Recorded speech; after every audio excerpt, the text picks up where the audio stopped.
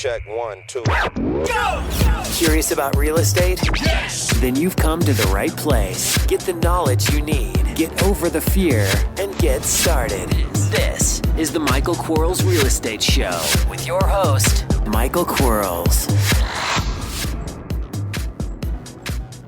Hello, everybody. Michael Quarles, and welcome to the Michael Quarles Real Estate Show. Today, I have a fascinating guest. Her name is Slavica Bogdanov. I hope I did that right. I have chatted with her now for an hour, and I am just amazed. Now, I know I use the amazed word a lot, but this one really is amazing to me. I want to have a bigger word than amazed, so I have to come up with a greater word to express how I feel about someone than amazed. It's even bigger than like awesome. So she has such energy, and behind that energy, I think for a lot of us, we're going to hear a lot of truth and how we can improve our life. And I know a lot of you have been asking me about goal setting and life setting and how to achieve those things that we may think are impossible. And this is what this interview is all about, or that's what this interview is all about. So I hope you enjoy it. I know I certainly did. And so here she is. So welcome to the show. Tell us about yourself. Well, I'd say I'm a serial entrepreneur. I write a lot. I wrote 25 books so far, 3 bestsellers. I'm going to have 5 books out in the French market next year alone. I created Attitude, which is a platform for people to find coaching tools to help them succeed in any aspect of their life. And I'm also a real estate investor and a philanthropist. So 25 books. Yes. Wow. And counting. I know people who haven't read 25 books. Yeah, I know that too. How did you do that? Well, you start with one. The first one is the hardest. Everybody says it, but it's true. So the first one took a lot of energy. And when I had one of my good friends who's also a best-selling author read my first book, he said, "Are you nuts? There's 4 books in your book." So that basically created 4 books. Because there was a lot of authors write too much when they write their first book. They want to say everything in the book, and you should never do that. So that's how it started. And then I guess, you know, I have so many things to share, and I have a lot of life experience. And coaching a ton of people, you acquire more and more experience. And I'm developing also different passions of mine that once I get to a level that I feel like, wow, you know, my bucket is full, then I really want to share it with a lot of people so they know also what I've learned through all my experience and readings and research. That's fascinating. I have written a couple. And you're right. The first one is the hardest because you absolutely, well, in my case anyway, I wasn't sure what I was doing. I knew how to buy houses. I understood real estate, but putting it to paper, that was difficult. So I found the first one extremely time consuming, and it took a lot of my attention. And what one book of the 25 are you the most proud of? I guess. Oh, okay. I have one. It's in French. It's basically a book on the law of attraction. And why I'd say I'm the most proud of that one is because it was just an idea. I kind of sell the market in the European market, and I sent this email to a French publisher who didn't know me at the time, and he accepted that title without even reading a line of anything I had written. And it was about a law of attraction. That was a few years ago, and that was my first official published book. Because it's different when you self-publish and when actually a publisher buys the rights.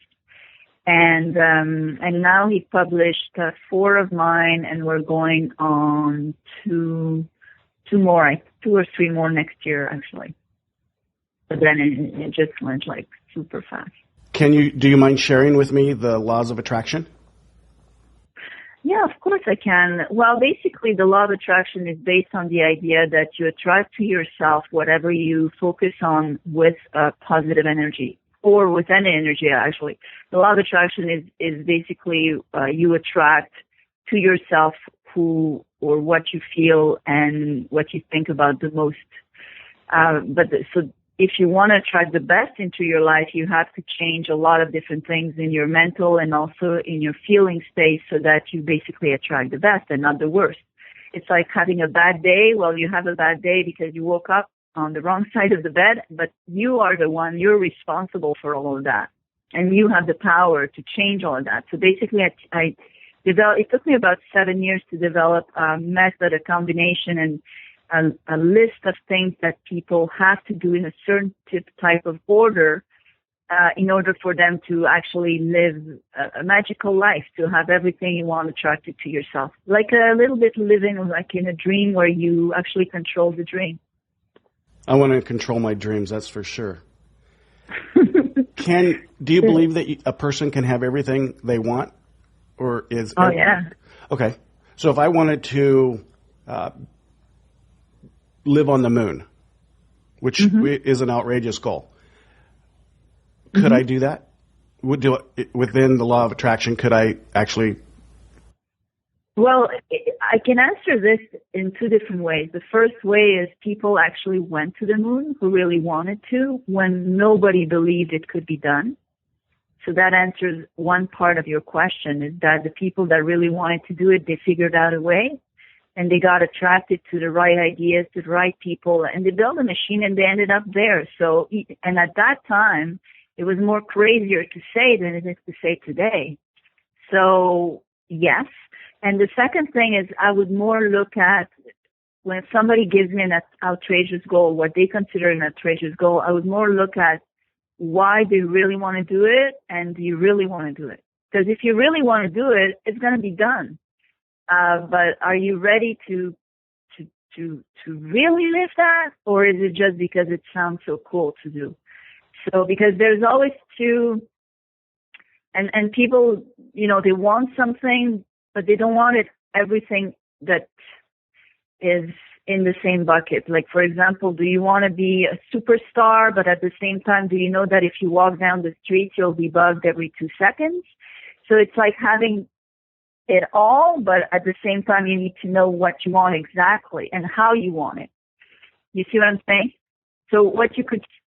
Yeah. Go ahead. I'm sorry. So it's kind of like if you want all the rewards, you also have to understand that there's risk with that reward and there's consequences to that reward. There's risk to that reward. There's not necessarily consequences because that means there's a negativity. I don't like the negativity with the word consequences means, you're going to be consequences. Kind of sounds like negative. I'd say that people don't ask properly what they want. And I'll give you an example. Okay, I wanted to be a best-selling author. That's the thing I wanted to attract. So I absolutely want to be a best-selling author, but it wasn't happening. And I thought it's impossible because I mastered the law of attraction. It's supposed to happen. And I realized that I was blocking it because my consequence that I imagined linked to being a best-selling author was that I absolutely had to travel to every little single town to sign books and autographs for days on end for years to come. And that wasn't in my plan, my life plan. That's not something I like, So I was blocking that attraction because my feeling was not 100% positive. So my ask was different. My ask was, I want to be a best-selling author without ever having to leave my home. And boom, I got 3 best-selling books in 18 months. So you see, it's removing the negative consequences that's going to make you attract everything to you very quickly. I can so appreciate that because I want to buy 1,000 houses this year. And yet, the idea of talking to 1,000 sellers and knocking on 1,000 front doors and writing 1,000 contracts individually is not attractive to me. Great. So you would just have to rephrase it in the way that you want it to actually happen. And so I kind of did that. I said, okay, so if I don't want to do the one task, which is knocking on the front door or seeing 1,000 sellers, how do I accomplish that and still have this outrageous goal? And But you're doing it wrong because you're actually asking the universe to tell you how, but that's not the way. You need to decide. Instead of saying, okay, I need to figure out how I'm going to get to there without having to do that. It's like spinning in a circle. Instead, you have to say, I want to reach 1,000. I want 1,000 people to sell me their homes, and I'm going to do it with shaking 5 hands of people who will know 20 people each, or 200 people each, or whatever. Or I will find someone that knows a lot of. So you decide of the many different ways that does not include you, because if you go like, show me how, and you wait, you might never see. So when I say I want to, in order to buy those 1,000 houses, I want to make sure I don't knock on 1,000 front doors and see 1,000 people. I did that backwards. What should I have thought of? What should have been my thought process? Well, if you say exactly what you just said, if you say, I want to buy 1,000 houses without ever having to knock on 1,000 doors, the problem with this statement is that the brain does not understand negative sentences. It does not compute. There's 2 things that the brain cannot compute or understand. The first one is a negative sentence. I don't want debt. The brain understands I want debt. Doesn't understand the doesn't. The second thing is it doesn't understand the future. I want, like I will go, I will do. It doesn't understand future tense. It always has to be brought back to the present. So basically what it could be is I'm buying 1,000 houses easily with people coming to me or the proper elements of acquiring those houses without having to go the distance or do, and no, not even without, is the easiest possible way. You search within yourself what is the easiest way you could get there, or the thing that makes you feel the best. If you say, wow, I'd love 1,000 houses if I could do just one conference and I get 10,000 people in the room, and out of those 10,000, 1,000 people in the back of the room sell me their house. I did one conference and that was it. That might be an option. That would be an outstanding option, by the way, for all of us that are listening. That would be excellent if I could do that with a single sitting or a single presentation. The reward would be tremendous. I think if I could do that, or when I did that, I'd want to do more of that. So instead of my goals would start becoming more outrageous, and I would set them at 10,000. If I could do 1,000 at a sitting, I would just sit more times. I know, it's very addictive. It kind of is. Is there a difference? Because as I'm listening to you, I'm wondering if there is a difference between a personal goal and a business goal. So if I say I want to do or buy 1,000 houses, is that different than me saying I want my business to buy 1,000 houses? And if so, how would I construct the goal for my business separate from the goal for myself? Well, there is no difference because you are your business. Like in the universal term or in your brain, if you are a partnership with 20 people, then it would be your goal within that partnership for your share of that partnership. But it cannot be you cannot ask for your business to do something like you wouldn't be able to ask of someone else doing something. For example, in your brain, you cannot say, I wish he cleaned his room more. Like, I want the universe to do something in order for him to clean his room more. It's not going to happen because you cannot. And in the brain cannot make somebody else do something. It can only change you within you. What you can do is, I am finding a way to speak to that person so that they clean their room really fast and they understand it and it's done. You see what I'm saying? Or I see the results I want. It always has to be brought to your individuality. So you can say, I want to buy 1,000 houses. Now, if it's, and then what you can do, like to push this even forward, because And that's like one exercise that I love the most is you sit down every morning, and let's say you write it every morning. Let's say the first morning you write that is, I buy 1,000 houses. And now you imagine the best scenario possible. So let's say the scenario I gave you was the one you love the most out of 50 scenarios that could exist. So you sit on your couch in the morning and you're just relaxed, like super at peace, super at ease. And you say, okay, cool. What I want is, okay, now I just bought it. Like I did this awesome conference, and like it got filled. I didn't even know that it could be filled like this, and it got filled. And incredible but true, people just booked in the back, and I bought 1,000 houses. How cool is that? And then what you do is you actually exist in that moment. You become that person in that moment that has lived that. So how would you feel? What would you see? What would you say? Where would you go? What would you do next? What would be the next goal? How would you then deal with those 1,000 houses? What would happen after? And often enough, when you deal with what happens after, you find obstacles that are blocking. For example, if you imagine that you have 1,000 houses sold, and then you're imagining all the contracts, all the paperwork, all the lawyers, all the blah blah, and that's stressing you, you're blocking that energy. So then you continue the process. Okay, so I found a super lawyer with a super team, and they're able to process all of that within a week. And then you continue until the entire process from zero to finish and beyond finish is something that you're at ease with. And then you visualize it every day. You spend, I spend sometimes an hour.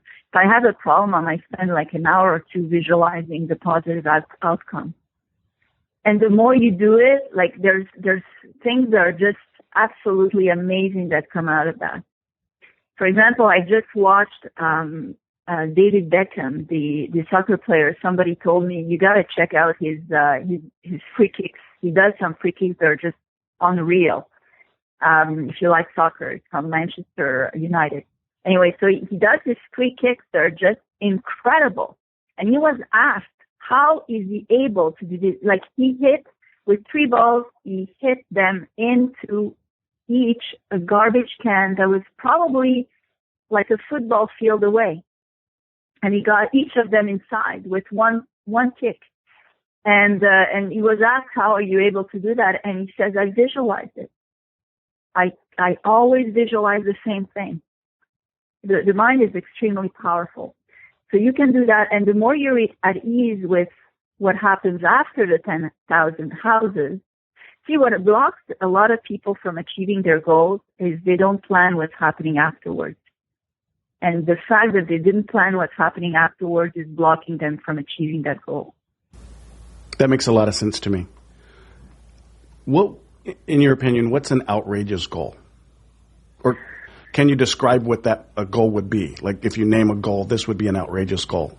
And then describe how we can achieve that outrageous goal. Okay, well, if you want, I could give you my story, if you're interested.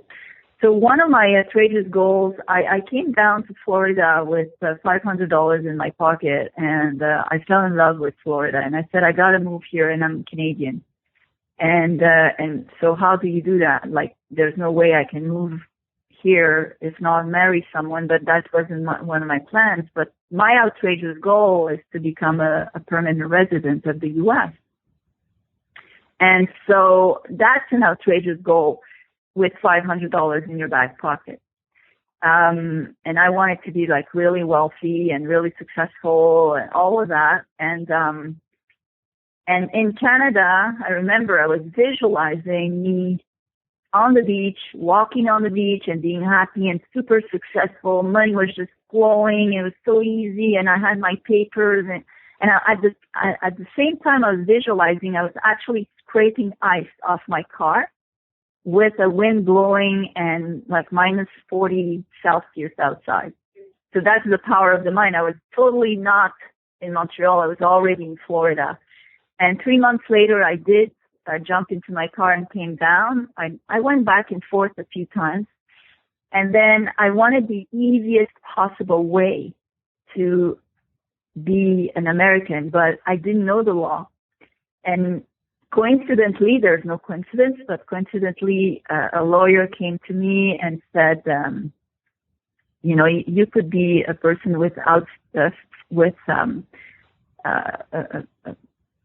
a person with extraordinary ability, and because of that, you could become a U.S. citizen. And I said, what is a person with extraordinary ability? And he said, is it like Superman? And he said, no, it's like a Nobel Prize winner, an Oscar winner, like a gold medalist. And I said, none of the three. He said, yeah, but you're a best-selling author. And I thought, wow, true. So I started the process, and eventually, just at the end of the process, that same lawyer, after 6 months, said, you know what? I don't think it's going to work. I'm sorry. I think I made a mistake. It's not going to work. I'm sending you back your file. It's not going to work. Forget about it. We need to find another way. And I had already visualized 6 months. For me, it was done. There was no way it's not going to be done. So when he said that, I was kind of feeling bad, but I said, that's not possible because my mind is already there. Like, I know the law of attraction. I'm already there. So one thing he says is, you can do it on your own, but I strongly not recommend it because you always need a lawyer. So the second thing you need to know is you have two choices. You can send it fast, they have to reply in 2 weeks. But if you do that, you risk them being angry and replying no within 2 weeks. The risk was very high if they did say no. And he said that, or you can send it for the long process, but if I send it with the long process, I would have to get out of the U.S., and it wasn't in my plan. So I decided to do it on my own and to do it within the 2 weeks frame. And all I did during those 2 weeks was just visualize receiving the letter of confirmation. So I was basically approved. My petition for immigration was approved as a person with extraordinary ability in the field of the law of attraction and self-development. And for that, you need to prove that you're in the top 2% worldwide. So it's, that was my outrageous goal. How I did it is you do steps, like actual physical steps of what we call the doing, but a lot has to do with the mental and the emotional. I met, for example, the other day I was in Miami and I meet this guy on the street. He was selling a book. So I stopped by to chit chat with him, and he's training to become an Olympian champion in the 100-meter race, which is odd to find on the streets of Miami. So I talked with him, and he said the exact same thing. What he does is he's already there. He already has his medal. He said he removed entirely all the doubts that can prevent him from winning. And when you do that, nothing can stop you from any goal. The doubts is really what is blocking us. All the, but if, and I can't, and I'm not sure, and what can happen, the worst thing, and I'm not good enough, all of that is actually what's preventing us from another outrageous goal. Just to finish, was a girl that was burned 3rd degree and 2nd degree burn, who I was coaching at the time, and she was freaking out because it was her face and the top of her body. And she asked me what to do, and mentally she rebuilt the cells of her face. 3 weeks later, she only had reddish patches, just as if you had a sunburn. 5 weeks later, she was healed. Wow. That's the power of the mind. That's incredible. Mm-hmm. Are there? Yeah. So we're gonna. Our mind plays the largest role. Mm-hmm. I heard you say or imply that you also have to take steps and outline the steps. Do you write those steps mm-hmm. down? Do you have this check list of things to do within? Yeah. Oh yeah, you need to, like, every time you have a goal, I write everything. Like, I empty my brain completely of everything that I have to do, that I'm thinking of. And because the more you empty your brain, the more you have space, because your brain is not unlimited, it's limitless in its capacity to withhold information. So if you pour down all the information you have in your brain, your capacity to create new creative ideas duplicates and goes bigger and bigger. Also, you cannot think in your mind. I know it sounds crazy, but you don't think properly when you're thinking only with your brain. When you're thinking on paper, that's when everything you see, everything you're thinking about, and you can actually make links, tie things together. The other thing is that the brain cannot differentiate a small thought from a big thing that's super important. If you're thinking, I gotta take out the garbage, and you're thinking, I want to go to the moon, for the brain, it's exactly the same thing. But if you say, I want to take out the garbage 10 times, for the brain, it's 10 new ideas. And it's just clogging your brain, your mental space. So writing everything down, and basically what I do is every couple of days, I will write my goal on top of the paper, and then I'll write 25 ways I can get to it. And as soon as I find one that seems like it's more attracting to me, it's more easy, or it's more convenient, or I can do it, then I immediately do it. I don't wait a minute, a second. I immediately put it into action. Okay, there's a nugget there. I want to know more about that. So you write down 25 ways of accomplishing it, or 20? Yeah. So let's say I want to, I don't know, your 1,000 houses.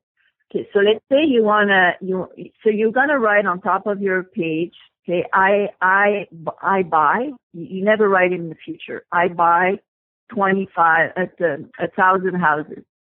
How do I do that? And then you let your brain, first of all, it's good, as I said, to empty everything you have in your brain. So take the time. It might take you 2 days, but empty everything. Empty all the thoughts of things you have to do, of things you think about. I know everybody says, I'll never empty it, but trust me, at some point it's so weird. You come to a point where your brain goes like, there's nothing more. And you're like, wow, there's nothing more to write. So when you empty it all, then you ask that question and you sit down and you wait. And creative ideas will, if you ask a question to your brain, it will reply. It will give you the answer. So you ask 25. So you write the first one, then the second. Then at 11, 12, usually the brain starts, especially if you're not used to this process, the brain will start saying, look, I've gave you enough.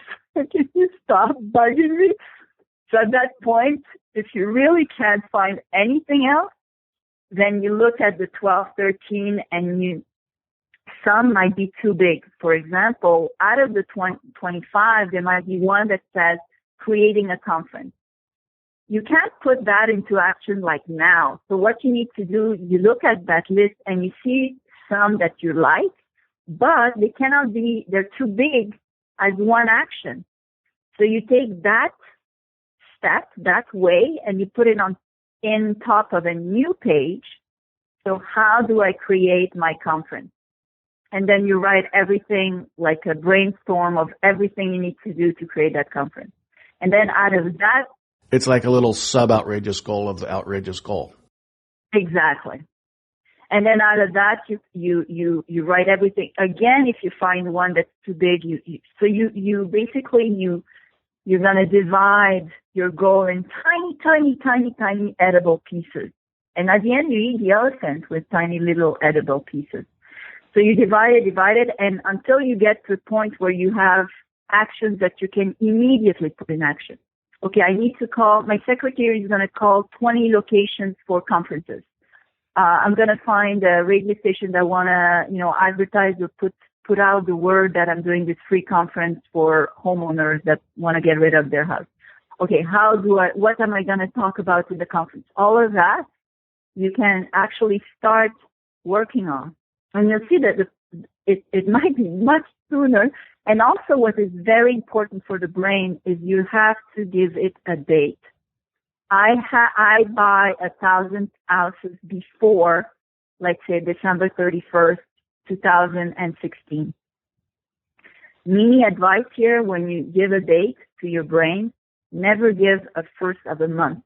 I don't know why. I've tried it. I tried it with my coaches and the clients.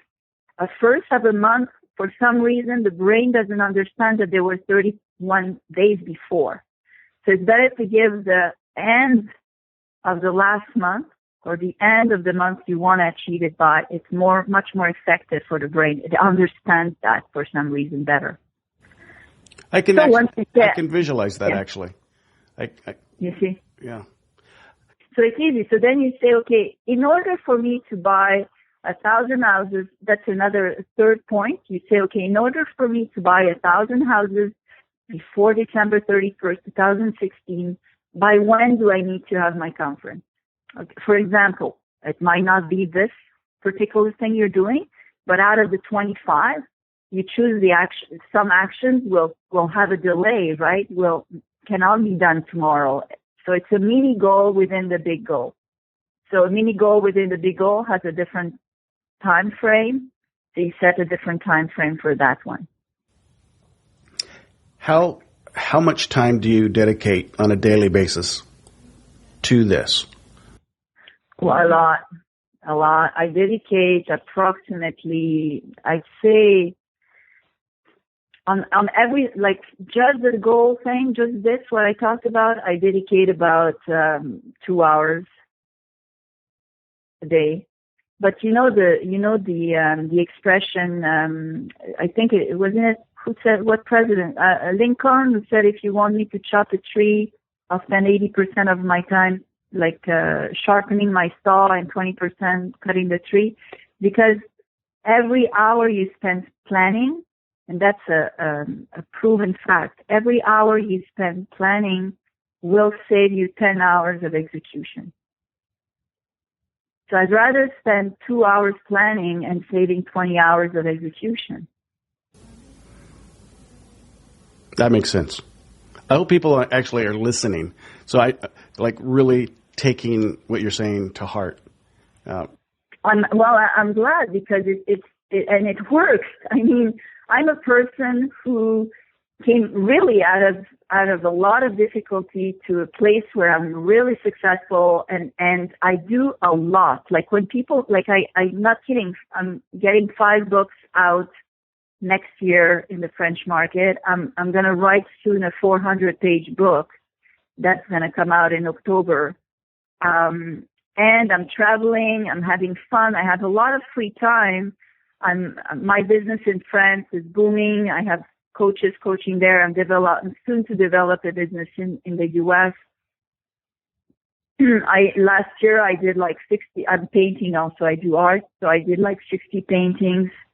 So I do a lot, much more than anybody I know in my environment does. And still I have a lot of time where I'm going, wow, what am I going to do with all this free time? So it's really a question of mastering the art, and I don't have one goal because I love this goal planning process thing. I usually have somewhere close to 20 goals a year. Some are really outrageous. Some are very big, some are less, and they're not all business. So some are, like my personal appearance. Some are like humor goals, funny things that I would love to see happen. And usually those happen because I don't put any mental strain.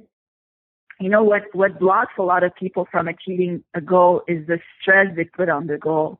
Like it absolutely has to be achieved or it'll be a disaster. I'll feel like a loser.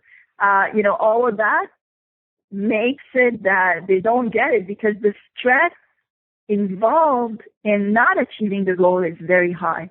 And stress blocks the brain from functioning.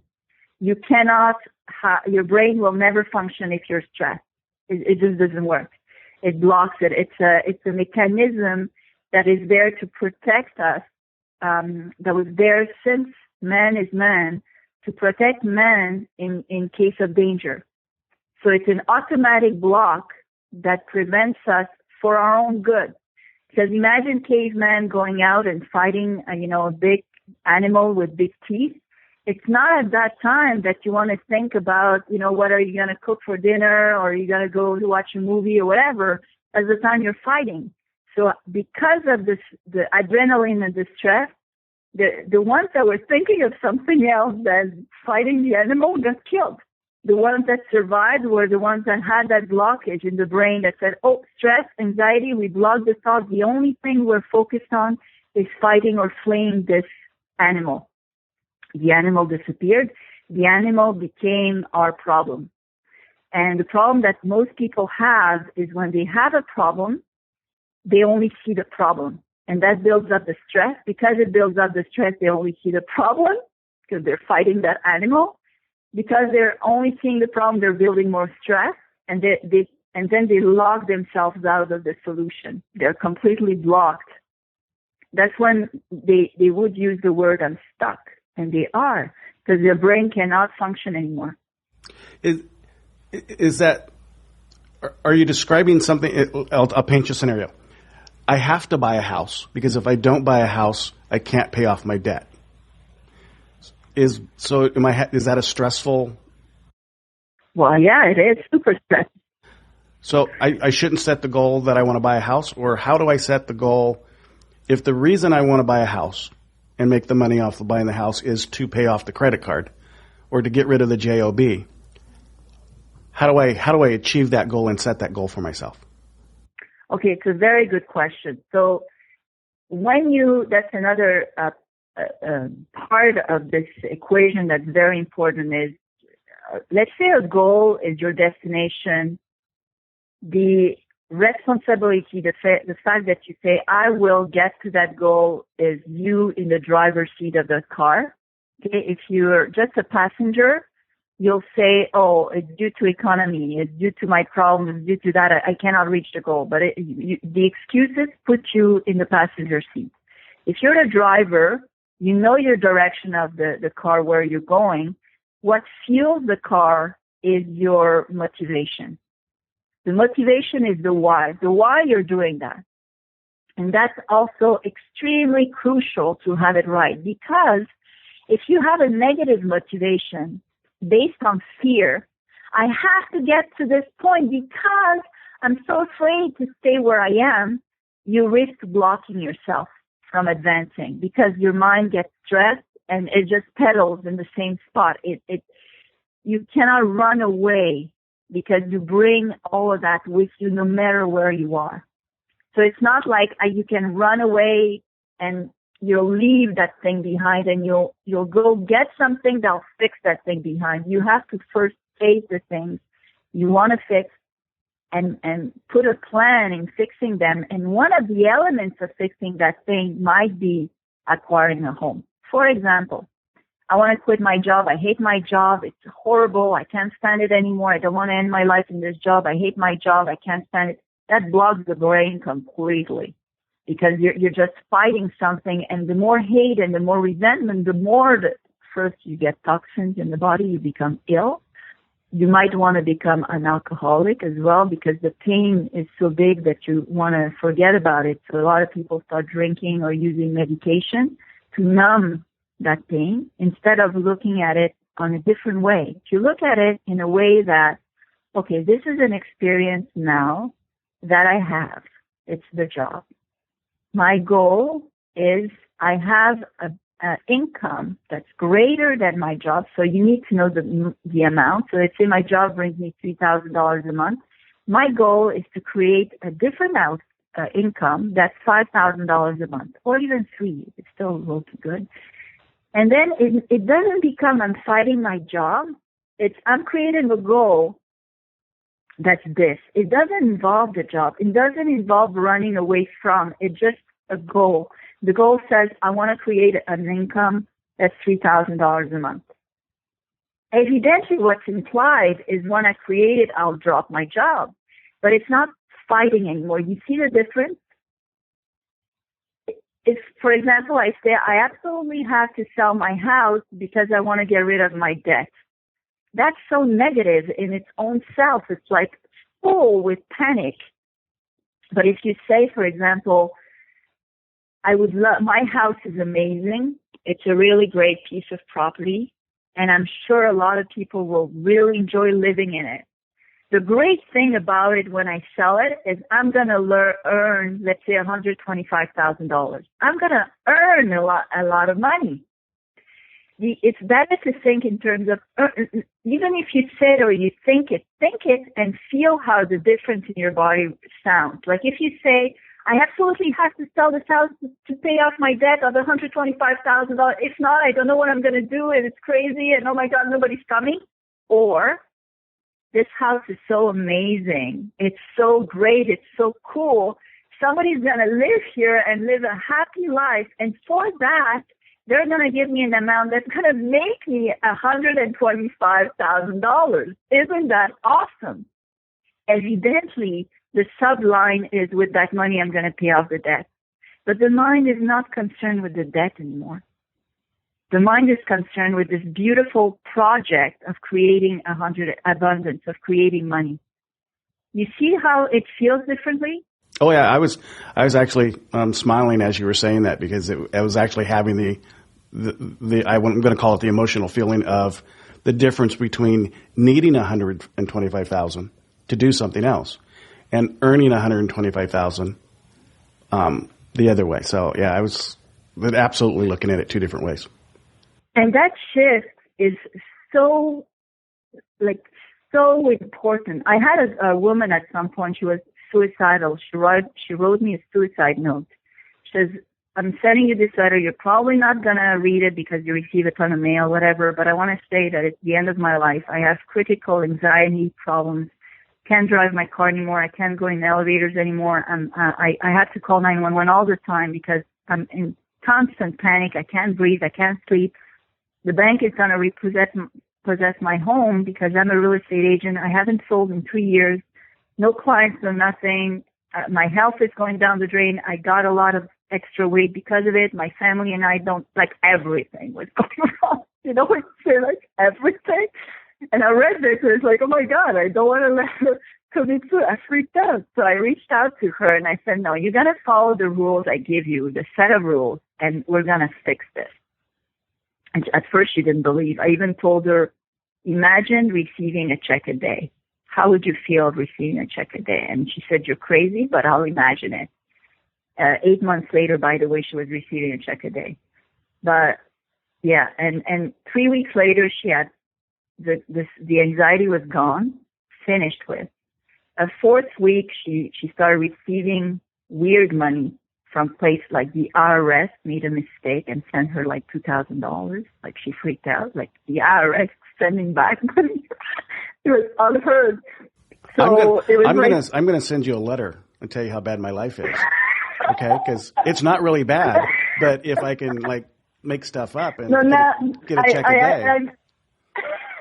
No, people pay me for the coaching because they get the success. This was a really, like, because she was really gonna die. I mean, you know, but usually, usually I ask, and for her what happened is that I told her, you're gonna repay me. You're gonna repay me starting in 6 months. It wasn't free. Because I believe that when you get something for free, you don't utilize it as much as if you had to make a money commitment to the effort. So it's a bond. It's like, yeah, I put money on there. I'm going to definitely do something about it. So basically 3 months later, I stopped coaching her because there was no more point. She could fly with her own wings. But 3 months later, she was actually number one in her real estate company, the bestseller. She was selling more than she had reached her year goal in those 3 months.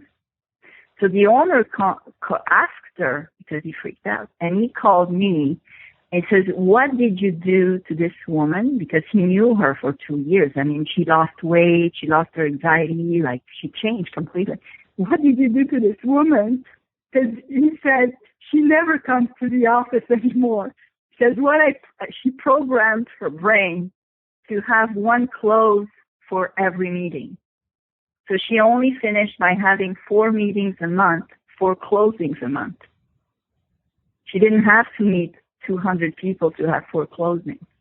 So she would work and she would spend like a lot of time doing all the exercises I prescribed, and not the doing. The doing a lot of times is just moving a lot of dust around.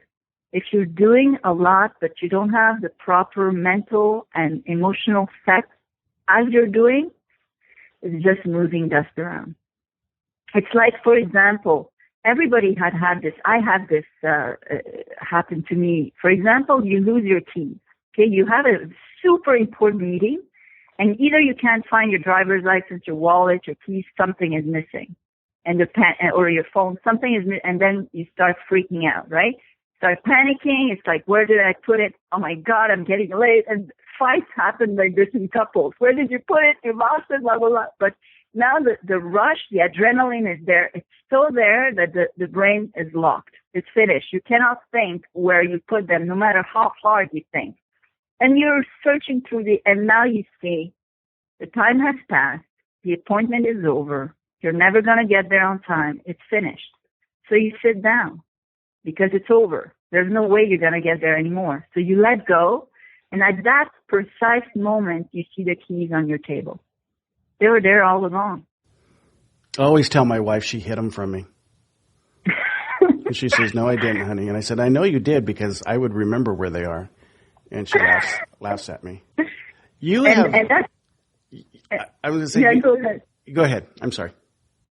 No, and that's only to say because the eyes also cannot see everything. Actually, we don't see everything. We see very little of reality, but the eyes are also blocked when you're stressed, and you won't even see opportunities under stress. It's amazing. I have enjoyed this. I hope everybody who's listening has. And how do I send you that letter about how bad my life is?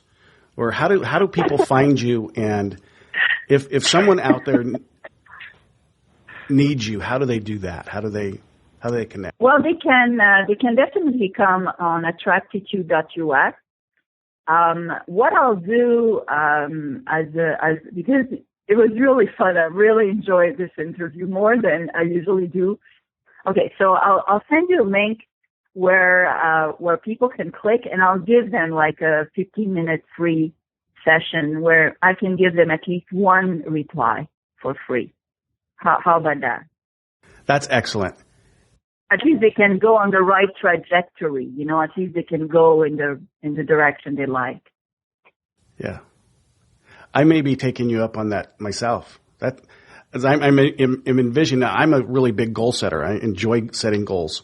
I am, if you are the alphabet, I might be a line of the A in goal setting. So, anyway, I've enjoyed this. Oh, I enjoyed it a lot. And I always try to ask this question at the very end because I know I don't know what I don't know. Mm-hmm. What do most people that chat with you ask you that I didn't ask you? Where's my accent from? So is there something that I should have asked you that's important for people to hear that I didn't?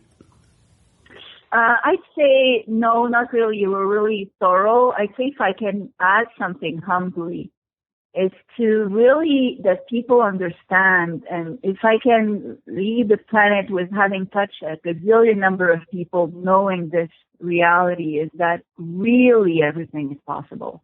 And really people can have everything they want, like really. And it's all feasible. So what I would try to inspire and motivate people is to not stop their own dreaming process and blocking themselves. I have people, they don't even know what they want because they don't dare wanting what they want because they're already blocked in the process. To just expand and know that you can really have everything you want. I know so many people that they face this thought every day. I'm not worth anything. They don't necessarily say it that way, but they're not thinking they're worthy. They're not dreaming. They're not imagining having anything more than whatever it is that they have now. So they're in their own rut. They're in their own way because, they can't envision it. And I feel sad for them because I'm a personal believer in that if you think you can, you can. If you think you can't, you can't. So you're right. Either way. There's two things that you said that are very important. Is one, people need to really develop their self-esteem. It's a very damageable thing, and 80% of people have a lack of self-esteem. So developing that, find a way, but develop the self-esteem to know that you deserve what you want. That's major. And the second major thing you said is that people, it's true, they limit themselves, but I believe it's because they think that reality has 100% power over them. But it's the dreams that have 100% power over reality. They can make their dreams come true. I can think of I always believe that a person can look at their past and see the fork in the road. Mm-hmm. And for myself, all of the forks in the road that have led to more success for me is I've traveled down that road because I actually envisioned it. I actually thought about it. No one handed it to me. It wasn't like I kicked a rock and it was a gold nugget.